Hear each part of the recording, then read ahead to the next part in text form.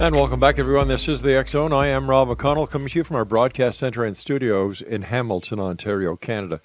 If you'd like to find out about the programming we have available for you 24/7, 365 on the X Zone Broadcast Network, www.xzbn.net. And for the X Zone TV channel, it's www.simultv.com, and we're channel 21.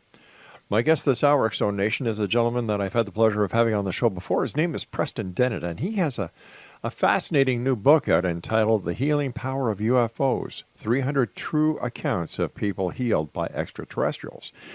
I guess it begs to ask the question, are ETs healing humans? Well, the answer, of course, is yes. In this landmark book, The Healing Power of UFOs, leading UFO researcher Preston Dennett presents a fascinating compilation of more than 300 cases of people who have been healed by extraterrestrials. Joining me now is Preston Dennett. And Preston, welcome back to the X Zone. Always great having you with us, my friend. Hey, thanks. Thanks very much for having me on. Yeah, Preston, tell our listeners a little bit about yourself and your experience within the UFO community. I've been researching about 35 years almost, since 1986 is when I got involved. Not voluntarily. I found out that my brother had seen a UFO. My sister-in-law, she had an encounter with gray ETs later. People at work, a lady had missing time. Another lady I worked with for years, her whole family saw a UFO. So it really hit home for me. It was not good news as far as I was concerned. I was very skeptical at the time, so it was a huge adjustment. And just never looked back since then. I couldn't believe it. Preston, you've written a number of books, including Aliens and UFOs, Bigfoot, Yeti, and Other Ape Men, California Ghosts, The Coronado Island UFO Incident, Extraterrestrial Visitations, Ghosts of Greater Los Angeles, The Healing Power of UFOs, and that's one we're talking about tonight, Human Levitation, Inside UFOs, Not From Here, Volume 1, 2, and 3, 1 in 40, The UFO Epidemic, Supernatural California, UFOs over Arizona, UFOs over California, UFOs over Colorado, UFOs over Nevada, UFOs over New Mexico, UFOs over New York, UFOs over Topanga Canyon, and Undersea UFO Base. Let me ask you, having been a researcher for so long and having dedicated a lot of your time to not only investigating the UFO phenomenon, but writing about it, why do you think that certain people have these encounters, these experiences, while other people don't? It's very hard to say. We do know it runs in families. There does seem to be absolutely a randomness to it. And by that I mean, like, you can be driving around late at night and just get, lucky or unlucky, depending on how you look at it. It's real hard to say. There are certainly hot spots, areas where it does seem to be more active. That could definitely be a factor. Whether you're out late at night, people who see UFOs are by and large outside. As far as abductions, I mean, it follows families. That's the only real pattern we know for sure. But it's not true for all encounters. I've talked to many people who have no history in their family. We're talking about your new book tonight, The Healing Power of UFOs, 300 True Accounts of People Healed by Extraterrestrials.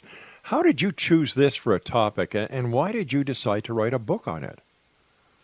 I had run across this lady who had experience where she had a cyst, had an experience, she was diagnosed with a cyst in her fallopian tubes. It's causing her a lot of pain, a lot of problems.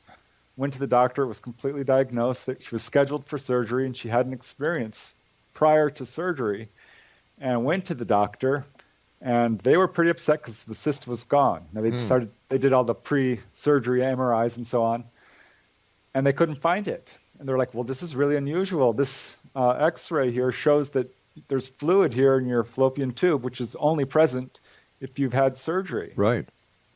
Which, of course, she hadn't. Well, not here on Earth, apparently. She was upset. The doctor was upset. She didn't want to say, what had happened to her for fear of, being carted away in a straitjacket, which, may sound facetious, but it really isn't. I've talked to people who've been put in mental institutions because they came forward with their encounters. So yeah, she kept secret about it, and Right. gosh, it interested me. I'm like, wow, I've heard about other cases like this. And when she told me this, I instantly thought of this police officer in Texas who had been struck by a beam of light and healed of a baby alligator bite on his finger, just by this beam of light. Boom, healed. Unreal. Now, in your book, you have more than 70 healings of injuries, more than 50 healings of colds, minor illnesses, and ailments, more than 120 healings of serious illnesses and chronic diseases, more than 40 healings of cancer, cases involving health upgrades, cases involving healings of animals and even plants, a study of the connection between UFO abductions and psychic healing, accounts in which people have been rescued by UFOs.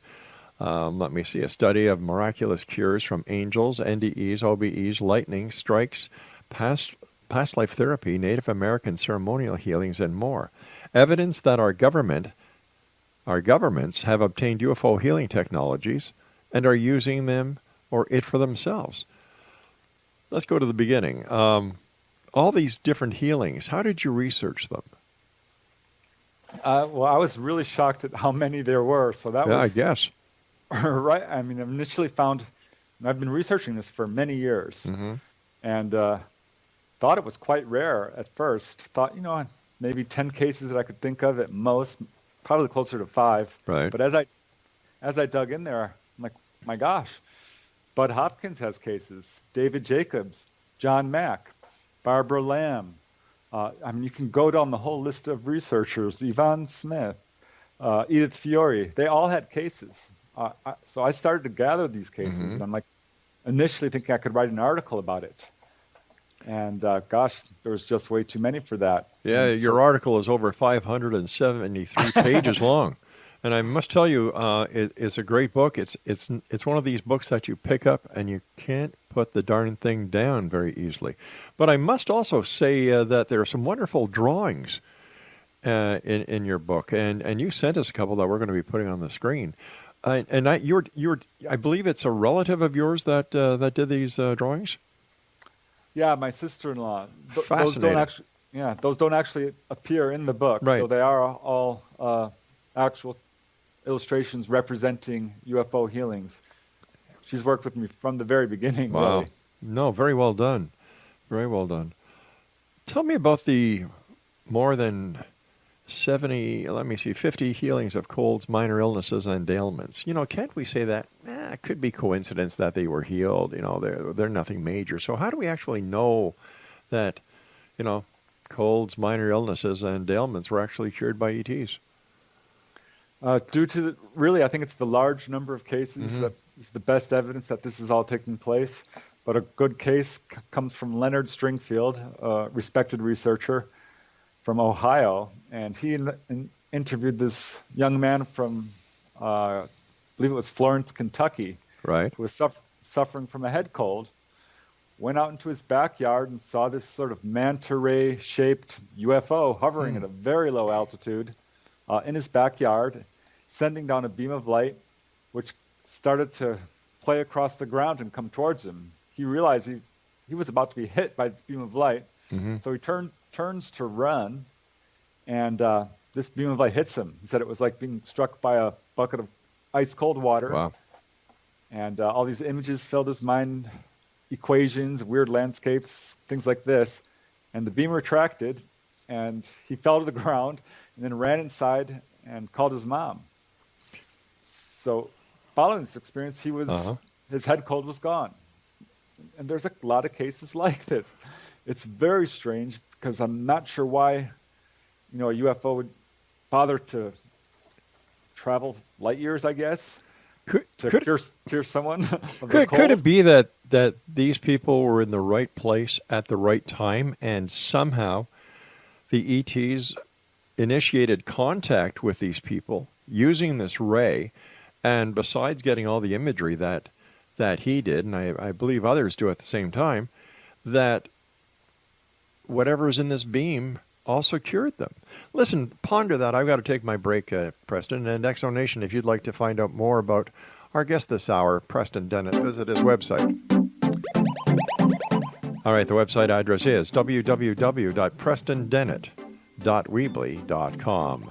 I'm Rob McConnell. This is the X Zone. Preston and I will return on the other side of this break talking about his new and fascinating book, The Healing Power of UFOs, 300 True Accounts of People Healed by Extraterrestrials. I'm Rob McConnell. We'll be back on the other side of this break. Whatever you do, don't go away.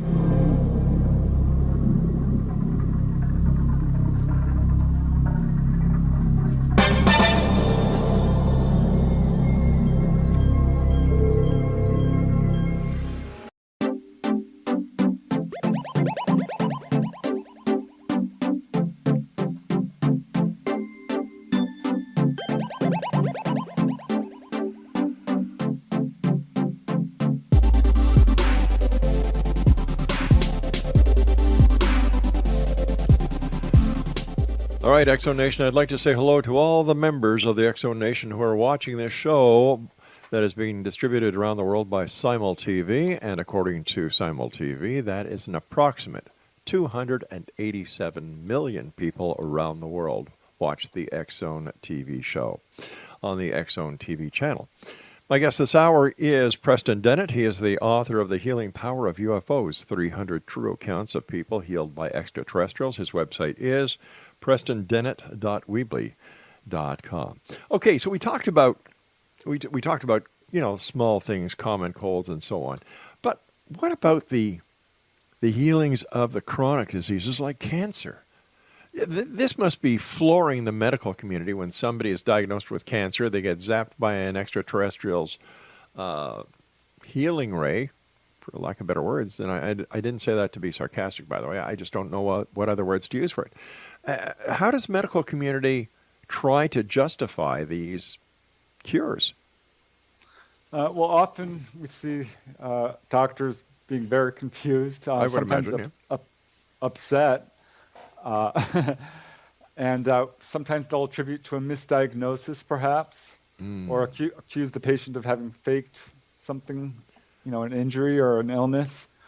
But by and large, they're pretty impressed when, because they have the X-rays, they have the MRIs to prove it. So let me just ask you this: how can they accuse a patient of faking something that was diagnosed by using an MRI or a CT scan? Are they just trying to make excuses because they can't say, I don't know? Exactly, yeah. It's not in good faith, I would say, because they know full well that something strange is going on here. Some patients are more forthcoming. Jim Schaefer, a gentleman from Winnipeg, he had a cancer healing, and his doctor already knew that he was going through ET encounters because he would go in there throughout the years with various, scars and injuries and cuts that he had sustained during the night, during a period of missing time, an apparent encounter. And he had developed a cyst on his neck, a cancerous cyst, which disappeared overnight. That is strange. So what did the doctor say? How did the doctor react? Besides the shock that there was a cancerous cyst there yesterday and today it's gone, what kind of questions did the patient get asked? Well, they wanted to know what happened, and the patient couldn't answer in this case because he had missing time. But they listed his case as miraculous, which happens in this is what a number of witnesses have told me, that their case was listed as a miraculous healing, which apparently is a thing where, there's spontaneous remissions that cannot be explained. Right. A lot of physicians run across this. I don't know if they realize that possibly in some of these cases, it wasn't, necessarily spontaneous in the way we think of it. There was intervention. There are also other serious illnesses and chronic diseases that are cured. Can you share some of them with us? There isn't a part of the body that hasn't been touched. I put a whole chapter on just the eyes, for one thing, which I found really interesting because there was a lot of cases. One lady I interviewed, she was suffering from glaucoma and went out camping in her backyard with her husband, who has a history of encounters, and woke up in the middle of the night lying on her stomach, couldn't really move, but there was this something in the tent with her. Mm-hmm. She could hear it talking over her. There was chattering very loud. She says, I don't know how else to describe it, but like a giant bug. And, praying mantis is the type of ETs this gentleman is in contact with. At any rate, her optic nerve was having a lot of problems at this time. And she felt an energy zap her in the back of the head very strongly, lost consciousness, woke up the next morning, and her vision was vastly improved, and went to the doctor, who couldn't believe it because her optic nerve was much thicker now, which can't really happen. It's a chronic condition. So you said that her husband had encounters with the praying mantis type of ET that has been reported. Is it just the praying mantis ETs that are working these miracles, or have other reports of other type of extraterrestrials been associated with these healings? Right. Praying mantis are definitely among the crowd of alien healers, Mm-hmm. but by far it's the Greys, or some variation of the Greys, who do most of the healing. I'm going to say about half the cases. There's human-looking, of course. A number of cases fall into that category. But there's also this sort of catch-all category of strange humanoids of really all sizes. One lady, she had these sort of short, darkish-skinned humanoids visit her. She was suffering from chronic renal failure, was praying for a healing, really to God and the angels, when these apparent ETs showed up and healed her of renal failure. And it was an unusual type of ET. I've never really, a lot of these are unique. Even all the way up to 8 foot, 9 foot tall humanoids. Wow. With all the research that you've done doing your many books over the years, based on your research and off the cuff, how many different species of extraterrestrials are there believed to be visiting this planet? Well, from my own research, I can tell you it's definitely more than just a few. Really? We got the Greys, and I think it's a mistake to lump them all into one category because they range from, let's face it, like 3 feet to 5 feet, 6 feet, and are described differently. Some describe them as being very robotic and emotionless, and others describe them as being very emotional, tall, slender. So you have a whole range there that's almost as wide as the human race itself. But then there's, of course, the Nordics and the praying mantis, the reptilians, and it's really hard to categorize beyond this. I'm going to say most of the cases I get are beyond those three main categories: Greys, Right. praying mantis, and human-looking. But there's a good 25% of just an extraterrestrial parade of completely different entities and craft, for that matter. You rarely ever hear the same exact description of a craft. So how do you explain that? I don't know. I was just going to ask you that question. Well, it bothers me. We have our vehicles, which are vastly different, but we certainly can recognize similar models. Right. And to a certain extent, that is true to a certain extent with UFOs in terms of like triangular craft. But you get these weird shaped craft that are, it's not symmetrical. It's like a off-centered dodecahedron or something. And just these weird markings, and it just goes on, that becomes really difficult to, say this is a carrier craft or a mothership or what have you. We don't know. Have any of these people who have been healed been taken aboard the craft? Yes. There's 4 or 5 different ways people are healed, or areas, I guess, that can be visited in their bedroom, perhaps. Right. Driving down the road is another. Believe it or not, 10% of the cases, which is fairly numerous, like 30, Right. take place in a hospital room. But a good portion of these cases do involve an onboard experience, particularly if it's cancer or a Right. serious disease, that sort of thing. And do these visitations occur at nighttime or in the daytime or any time of day or night? Night is certainly common, but any time it can happen. There's really, I would say night is probably most common. I haven't really looked into that in terms of time of day. So I'll have to check back with you on that one. Sure. And when it comes to the age of the patient that is cured by the presence or the healing of the ETs, is there any specific age group, or is there any specific sex, whether male or female or transgender, that are healed more than others? I find all different age groups. Right. There was no real pattern in terms Nothing, of eh? the people being healed. It was very young children in some cases. In one case, actually, before birth, prenatally, a pregnant woman was visited and told by the ET that they were healing her baby in utero. Wow. And little tiny babies, young kids, middle-aged people, and I've got cases of people who are like in their a 67-year-old Wow. lady cured of jaundice, a 73-year-old man cured of prostate problems. So any age. How about a person's race or religious affiliation? Does that come into play? Not that I could find. Wow. I've got cases from every continent pretty much. I mean, New Zealand, Australia, Africa, all across Europe. The leading producers are the United States, Canada, England, Russia, and interestingly, Puerto Rico, which is pretty small. Yeah. But yeah, it's right there in the top 10. It has an extraordinary amount of activity. I did find one pattern. All right. We're going to share that pattern with you on the other side of this commercial break with the news.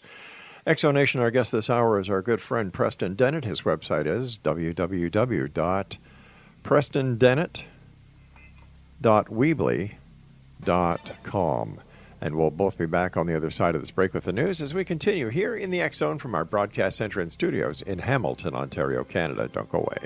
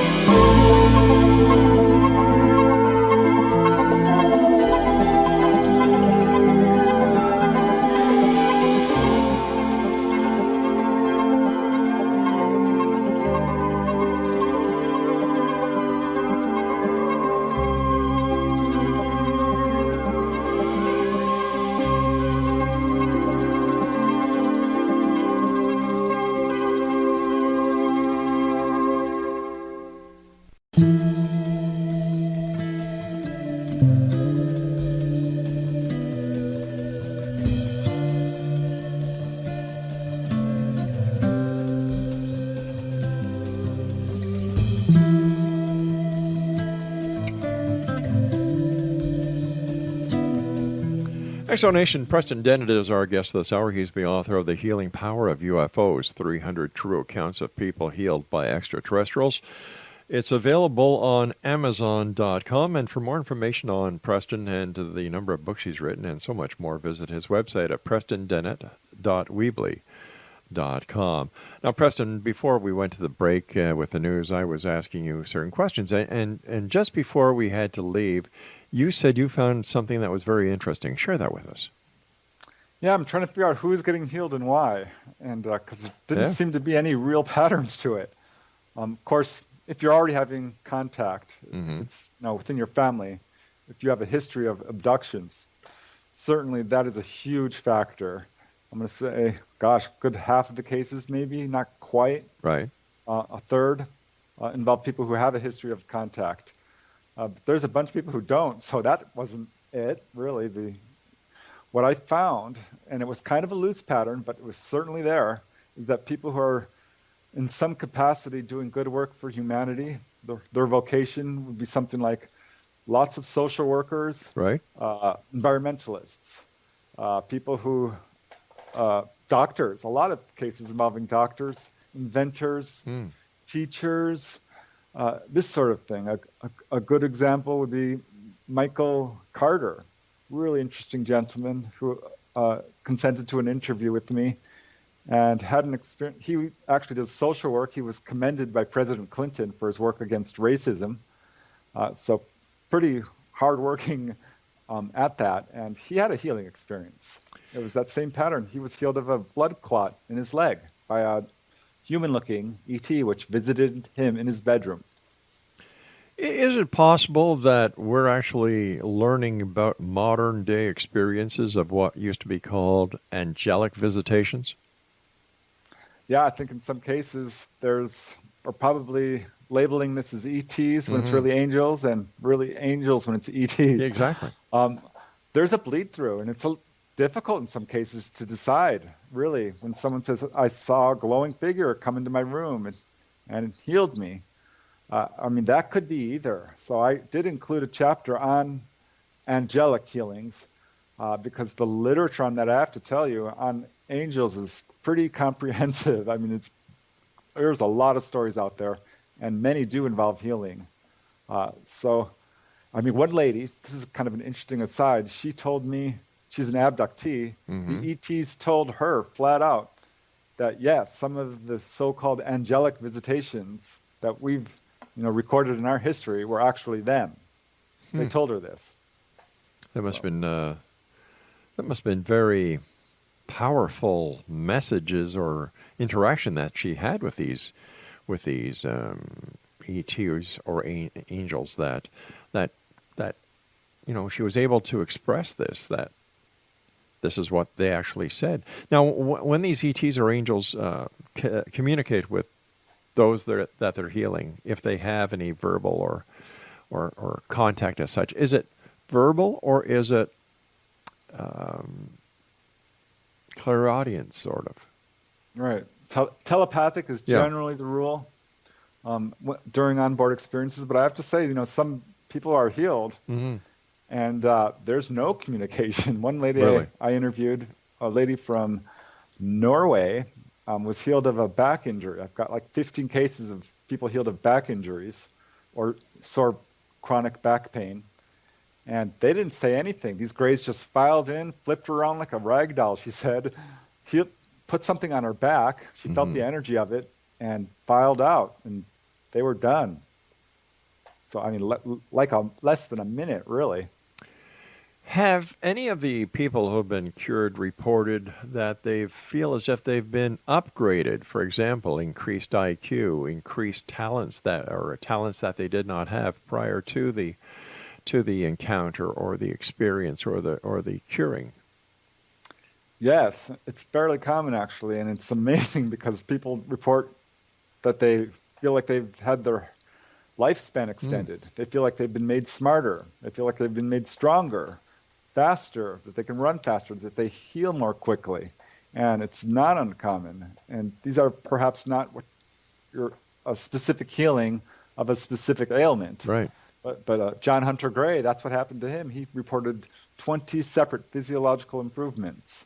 And just went down the list. He was an adult, yet he grew like 3 inches. His feet grew in size. His cuts started healing faster.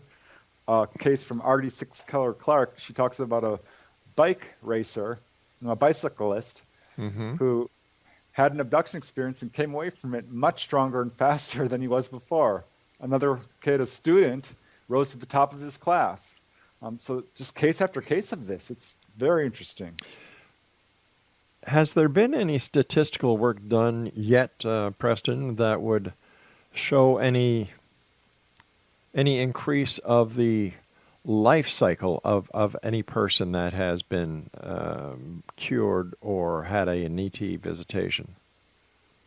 There's been no formal research into it really at all in terms of Mm-hmm. the lifespan of the average abductee, as far Right. as I know. But I do find it interesting that humanity's lifespan is steadily increasing. Yeah. And one case does come to mind. A gentleman from Gainesville, Florida, was suffering from, I believe it was a hernia, and had a visitation by gray ETs, one of many he's had in his life. And he had gotten to the point where he's like, you again, and was able to speak with them and said, hey, I've got this hernia. Can you fix it? And they said, we know what you are talking about, and we will repair it. And they did. And so he's talking to them again. And he asked them, why are you visiting me? Why me in particular? And they told him it's because of your genetic capacity to live a long life, which made sense to him because his grandfather was 106 years old at the time, My goodness. and yeah, living a very long life. So the ETs do seem to be interested in longevity. What do these cases tell us about our very own medical technology then? Right. Yeah, I think they've got a lot to teach us, certainly. Most of the people who are being healed by some version of light therapy. I guess Mm-hmm. we would call it lasers, are very common. Reports of these laser-like instruments that can open up people's skin and sew it right back up. Boy, if we could do that, that would be amazing. And I mean, their technology is curing what we call chronic conditions. So clearly that's a misnomer. Chronic only means we don't understand or know how to heal it. I think there's definite lessons we can learn from the ETs, and it seems to me we're picking up on some of it already in terms of the use of lasers, and light therapy is enjoying a huge popularity right now. Well, I understand that that NASA has developed light therapy instruments that are used in hospitals using different color LED lights and colors at different frequencies.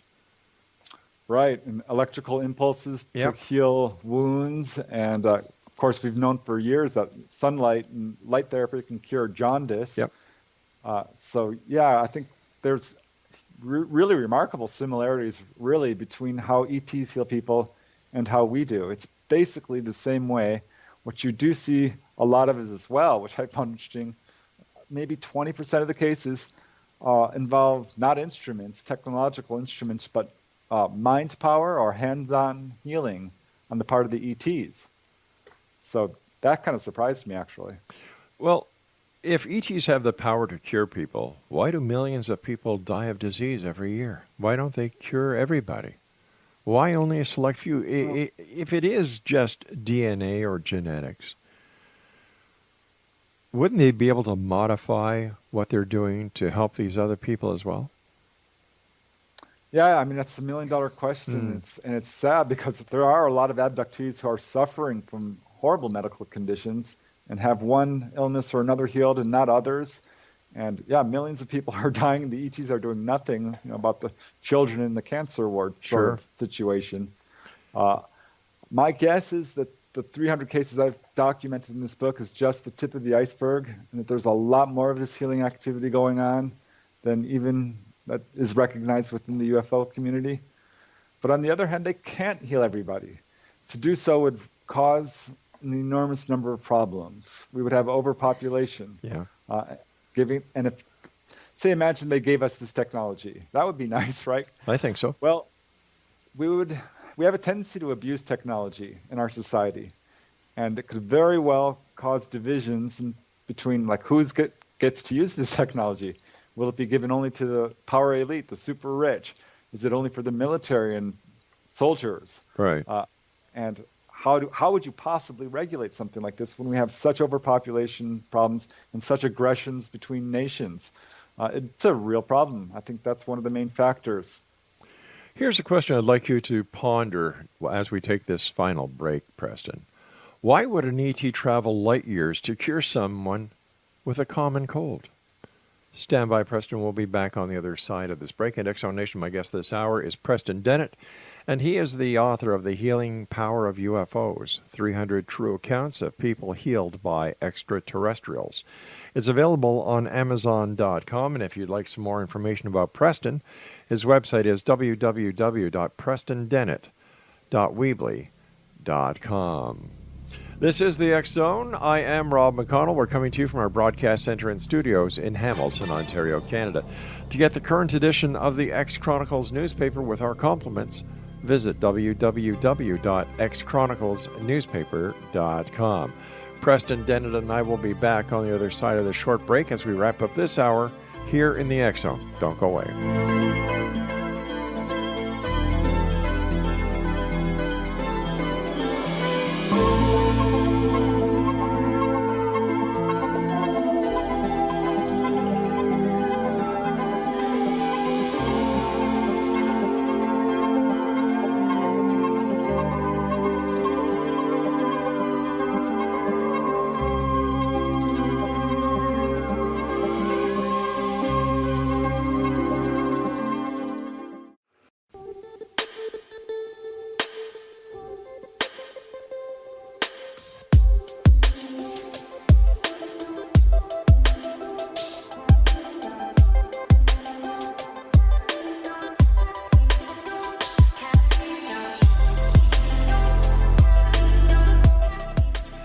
Welcome back, everyone. Our guest this hour is Preston Dennett. He is the author of, well, many, many books, but we're talking about his latest book, The Healing Power of UFOs, 300 True Accounts of People Healed by Extraterrestrials. It's available on Amazon.com. And for more information on Preston, visit his website, prestondennett.weebly.com. Preston, always great talking to you. Congratulations on yet another book. But before we went to the break, I asked you a question, and I gave you a couple of minutes to think of the answer. Why would an ET travel light years to cure someone of the common cold? Yeah, I think in some cases it's just a random flyby. Other cases, I think they have a vested interest in the health of their of the abductee. Certainly, the abductees feel this way. A good portion, well, a significant portion of them feel like they're being treated no different than you would treat a lab rat or a farm animal, so to speak. They're maintaining their health so they can produce, say, hybrid babies. In other cases, the ETs profess to have a relationship with these people, and that perhaps they're ancestors of ours or time travelers or related to us in some way. We do know that they seem to be very interested in all things human, from our planet to our animals to plants, the whole deal. And certainly, the most common thing when someone's taken on board is being physically examined. So they're very interested in us for whatever reason. And I don't know if there are some cases where the ETs have clearly no vested interest in healing a person. I mean, it doesn't do them any good that certainly we can see. It's hard to say. When you gave the possibility that we're lab rats, that's quite a scary thought, that here we are being basically experimented on, groomed, basically being taken care of, these ETs. And that brings up the question, why? What is the ultimate goal? Are we going to be part of their diet in the future, or what do you think is happening here? Well, I mean, there does seem to be an escalation of activity in that since the modern age of UFOs, 1947, there's been a lot more activity than there has been historically. I'd say it's pretty much unprecedented. While there have been waves and evidence of so-called ancient aliens, we're seeing something different now in modern times. And it's hard to say where this is leading. But ETs do appear to have an agenda pushing towards open official contact, perhaps. And I say that because of these giant waves of activity like Phoenix Lights or Hudson Valley or Gulf Breeze or Belgium. I can go on. They're showing themselves clearly on purpose. But it doesn't seem like they've been showing themselves lately. And is this the quiet before the storm?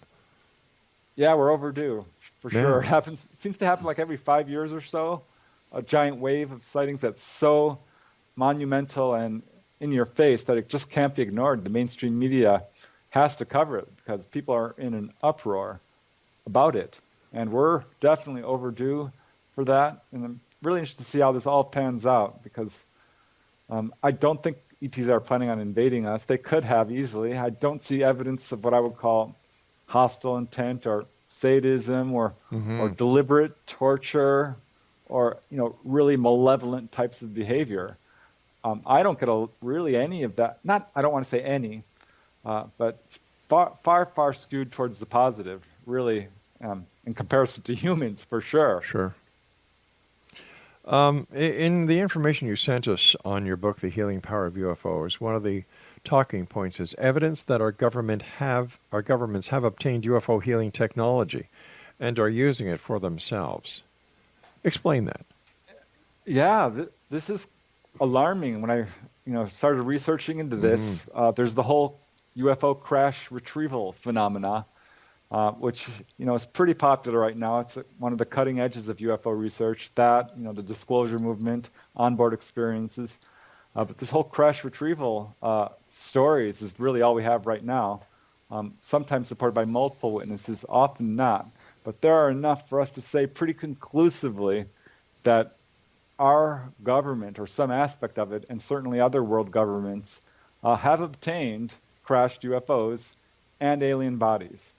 And this is an important fact because these UFOs are filled with healing instruments and healing technology. But It's one of the Preston, how do we know for a fact that that that these ETs are really there and that there are in fact crashes when no one has produced any hardcore evidence?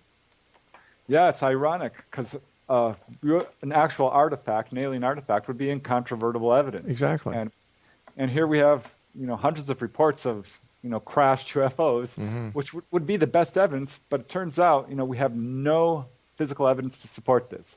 I think we do have enough eyewitness accounts coming from highly credible sources, really. Some people who are well placed, within the military, highly educated, and are sent to UFO crash sites to investigate the, propellants or the crash site, the burns and Mm-hmm. the metal and all of this. These are, the reports are surprisingly numerous. But we've got a number of whistleblowers right now saying, yeah, we've got this healing technology and are using it. But a whistleblower isn't always credible. Whistleblowers, for the majority of the cases, are people who are looking for some fame because they want their 5 minutes of the spotlight.